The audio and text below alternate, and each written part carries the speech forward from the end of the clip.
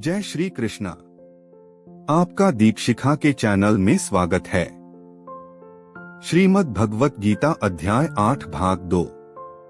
अधिभूतम क्षरो भावः पुरुषश्चाधिदैवतम अधियज्ञो में वात्र देहे देहभृतावर। इसका भावार्थ है, हे देहधारियों में श्रेष्ठ, निरंतर परिवर्तनशील यह भौतिक प्रकृति अधिभूत भौतिक अभिव्यक्ति कहलाती है।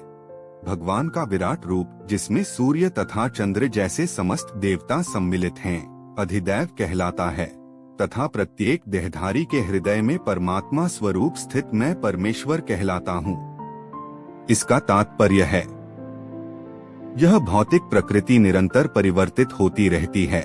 सामान्यतः भौतिक शरीरों को 6 अवस्थाओं से निकलना होता है।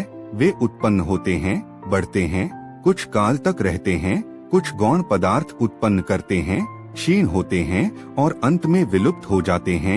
यह भौतिक प्रकृति अधिभूत कहलाती है। यह किसी निश्चित समय में उत्पन्न की जाती है और किसी निश्चित समय में विनष्ट कर दी जाती है।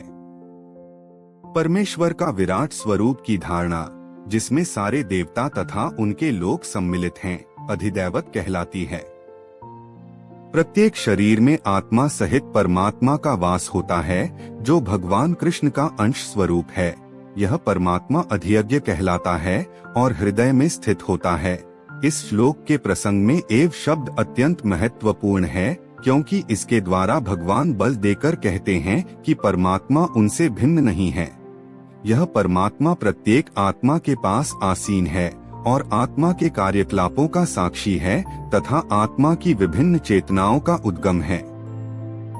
यह परमात्मा प्रत्येक आत्मा को मुक्त भाव से कार्य करने की छूट देता है और उसके कार्यों पर निगरानी रखता है। परमेश्वर के इन विविध स्वरूपों के सारे कार्य उस कृष्ण भावना भावित भक्त को स्वतः स्पष्ट हो जाते हैं, जो भगवान की दिव्य सेवा में लगा रहता है। अधिदैवत नामक भगवान के विराट स्वरूप का चिंतन उन नवदीक्षितों के लिए है, जो भगवान के परमात्मा स्वरूप तक नहीं पहुंच पाते। अतः उन्हें परामर्श दिया जाता है कि वे उस विराट पुरुष का चिंतन करें, जिसके पांव अधोलोक हैं, जिसके नेत्र सूर्य तथा चंद्र हैं और जिसका सिर उच्च लोक है। अंतकाले चमामेव स्मरन मुक्त्वा कलेवरम। यह प्रयाति सम्मद्भावन याति नास्त्यत्र संशयः। इसका भावार्थ है, और जीवन के अंत में जो केवल मेरा स्मरण करते हुए शरीर का त्याग करता है, वह तुरंत मेरे स्वभाव को प्राप्त करता है। इसमें रंचमात्र भी संदेह नहीं है। इसका तात्पर्य है, इस श्लोक में कृष्ण भावनामृत की महत्ता दर्शित की गई है। जो कोई भी कृष्ण भावनामृत में अपना शरीर छोड़ता है, वह तुरंत परमेश्वर के दिव्य स्वभाव मद्भाव को प्राप्त होता है। परमेश्वर शुद्धातिशुद्ध है, अतः जो व्यक्ति कृष्ण भावना भावित होता है, वह भी शुद्धातिशुद्ध होता है। स्मरण शब्द महत्वपूर्ण है। श्री कृष्ण का स्मरण उस अशुद्ध जीव से नहीं हो सकता, जिसने भक्ति में रहकर कृष्ण भावनामृत का अभ्यास नहीं किया। अतः मनुष्य को चाहिए कि जीवन के प्रारंभ से ही कृष्ण भावनामृत का अभ्यास करे। यदि जीवन के अंत में सफलता वांछनीय है, तो कृष्ण का स्मरण अनिवार्य है। अतः मनुष्य को निरंतर हरे कृष्ण कृष्ण कृष्ण हरे हरे, हरे राम राम राम हरे हरे इस महामंत्र का जप करना चाहिए। भगवान चैतन्य ने उपदेश दिया है कि मनुष्य को वृक्ष के समान सहिष्णु होना चाहिए। तरोरिव सहिष्णुना।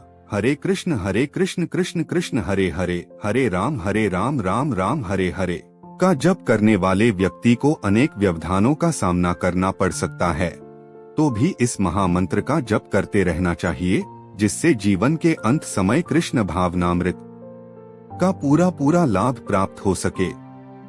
गीता का अगला अध्याय सुनने के लिए चैनल को लाइक, शेयर और सब्सक्राइब जरूर करें। धन्यवाद।